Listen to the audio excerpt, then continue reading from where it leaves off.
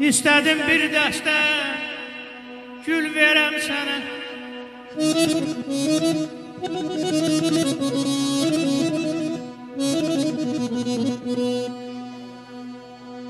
İstədim bir dəstə gül verəm sənə. Gördüm ki güllərin arasındasan.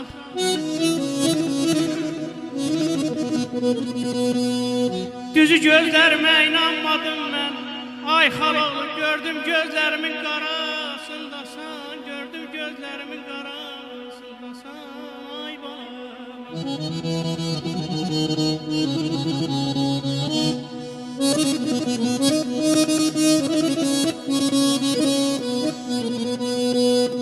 Xəyalim göyləri gəlib dalandı.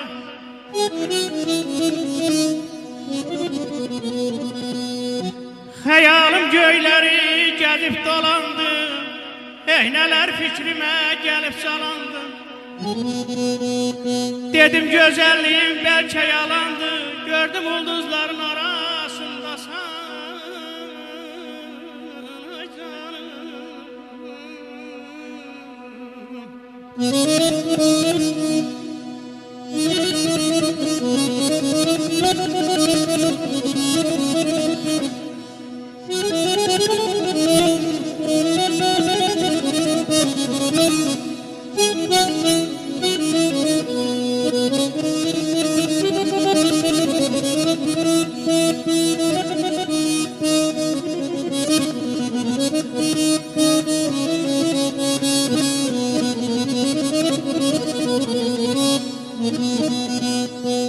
Bilmezdim sevinçli yoksa qəmdimi.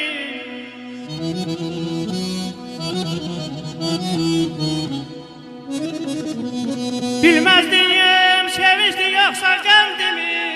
Xəyalən ikiyə bölündü qəlbim.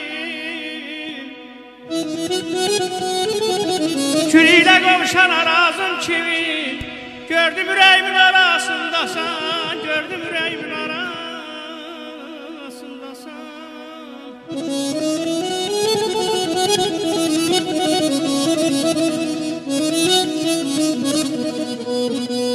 Yerinde göğünde zər nişanı var.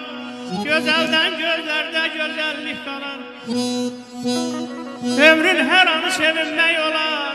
Ay xaloğlu söylə, varlığımın harasındasan.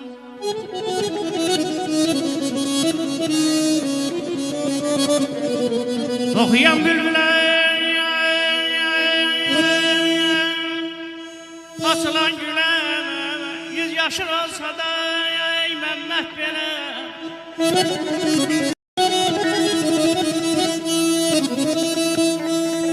Qocalıbdır deyən olmayıb sənə. Qocalıbdır deyən olmayıb sənə.